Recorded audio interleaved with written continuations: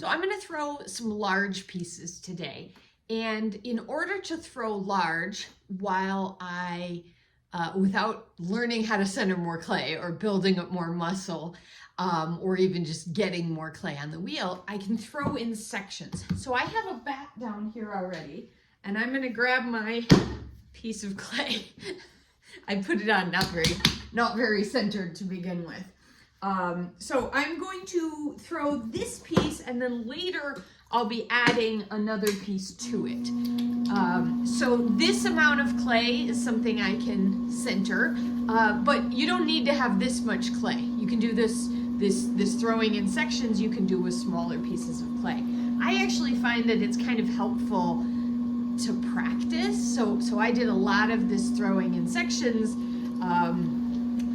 almost a year ago, and I didn't always throw large amounts of clay, but I started with smaller amounts of clay and kind of worked my way up. Of course, centering clay is a challenge. You do need to get the clay centered, but like I said, you don't necessarily need to muscle as much clay into shape or size using this technique. So I am going to center this. I'm just making a cylinder. I'm keeping it fairly simple in form, not doing a lot of shaping while it's at this stage. Drill my hole. I can check my floor thickness, make sure that I've got a reasonable floor thickness, and then I'm going to try to open out and keep my floor fairly flat.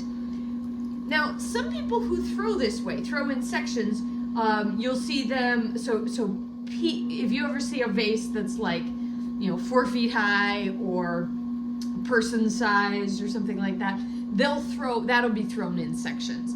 And you can work your way up to those huge sizes, but I probably wouldn't start there.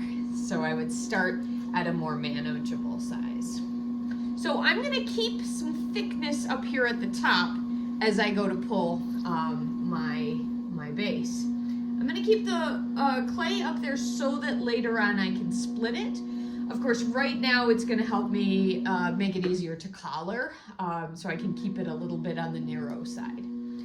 I'm throwing in my studio. It's winter. It's very cold outside, and my clay is cold and my water is warm, and it makes for an interesting feel with the very cold clay with the warm water on the top of it. All right, makes me want to use more water because it's so warm and pleasant. All right, so I am pulling this wall up. I want to keep it fairly simple in shape to begin with. I can do some shaping later.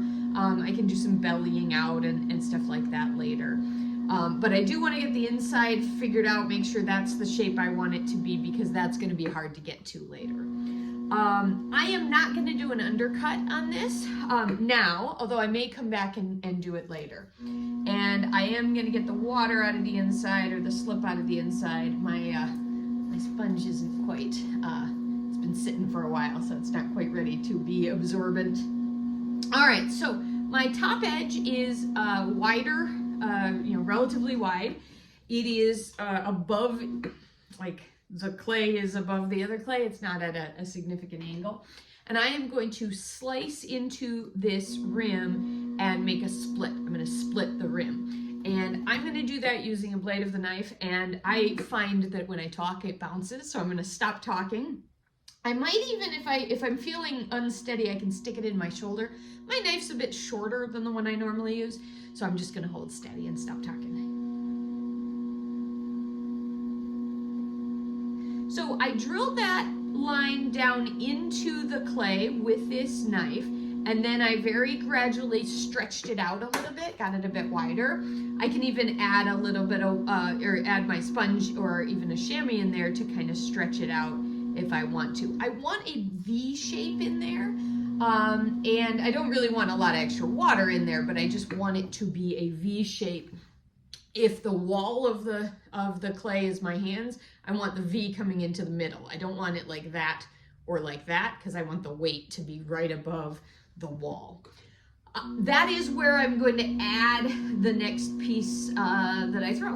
I am also going to trim some, or I'm scoring basically. I'm drawing some lines in there to score that surface. I am not going to wire this off.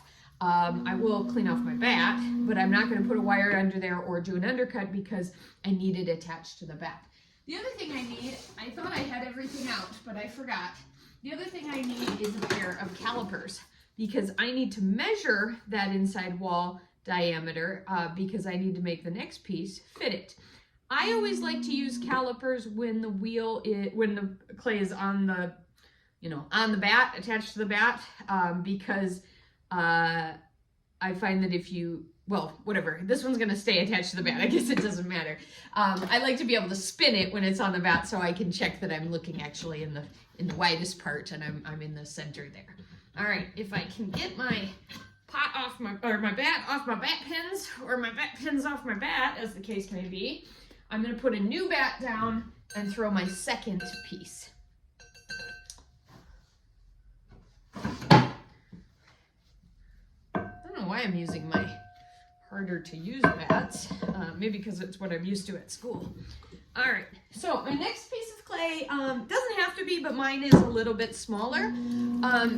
And the reason I made it a little bit smaller is because I'm not going to put a floor in this one, and so I was going to have them be roughly the same size.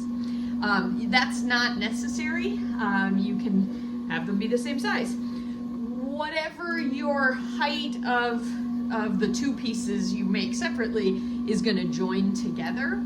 And I'm just going to do two together today, I believe, or that's my plan. But I could join multiple pieces, so I'll show you kind of what I'm talking about when I get there. But I could throw several pieces and attach them together so I have a stack of 3 or 4 or 5 instead of just a stack of 2. I'm going to keep them simple today so the video stays short. So I'm going to drill all the way to the wheel head. I forgot what I was doing for a moment there. I'm going to drill all the way to the wheel head, open my wall out, and in this case, I'm going to pull my walls up. Again, I don't want to do a ton of shaping at this stage because I want the weight of the clay to be kind of above itself, but I am going to have an opportunity to continue throwing this clay, and so if I leave myself, a little bit of thickness, I can make the change to the shape later on. Find my calipers, and I want the top of this rim to be the same width as what I've just measured. I am going to shape it to a point, but first I'm going to get all the height I want because it's easier to change the position if I've got a little bit more clay there. All right. So I'm going to pull up this wall. I think I've widened it a bit too much, so I'm going to measure. Yep, I measured. I widened it too much, so I'm going to collar a bit. Collar a bit. And check that again. I've colored it too much. So stretch it out a bit, and it's easier to stretch than it is to goes faster. And now I'm going to, with my finger or my sponge or a chamois, I'm going to shape this section into a point. And just like I wanted the split above the wall of the pot, I would like this point above the wall of the pot. And I made it a little bit too wide as I did that, so I'm going to bring it in just a bit. Easier to fix now when it's on the wheel than if I wait until it's off. Same thing. I stretched it a bit too, or I brought it in a bit too much. It's too easy to move this clay, I guess. All right, that looks about right. I like to use a rib on the outside just because it'll let me dry this up a little bit faster. I probably should have done that on the other piece, just if I'm trying to hurry things along. I am not going to attach these right away. I'm going to let them sit up for a bit, like sit and get dry just a little bit. But if you're trying to rush things, you can, taking that off helps. I'm going to score here. It's not absolutely necessary that you score. Actually, a lot of people just attach these flat to flat, but I think having this little attachment where you have like a V on the bottom and the point in the middle and they go in together allows you to bring some clay over that seam and compress them together. So that's why I like to do that. I'm just going to get my water out of the inside because it'll speed up my drying a little bit. And And then I will do an undercut on this one. I find that an undercut here just makes it easier to get my wire in the right spot later on. I don't need to take a lot of clay away because I can throw that later, but getting it out of there. And then I like to get it out of the inside a little bit too. Hopefully not too much there if I didn't cut through, because that makes it easier as well. No wiring through, no undercutting it, or I mean no wire through. I don't want this to come off because I want this to be able to go like that later on. Now I'm gonna let both of these set up for a while, a couple hours maybe, and then put them together. If, I forgot to say, if I wanted to, after I put these two together, so the wide one on the bottom, the narrower, or I mean the second one, the smaller one on top, after that point, if I wanted to, I could split this rim, which is now on the bottom but will be on the top when I put it together, and add another one. If I want to, I could do the next layer right now. Just make sure that I keep the measurement for when I get the other one ready. But I'm not going to do that right now. I'm going to move on.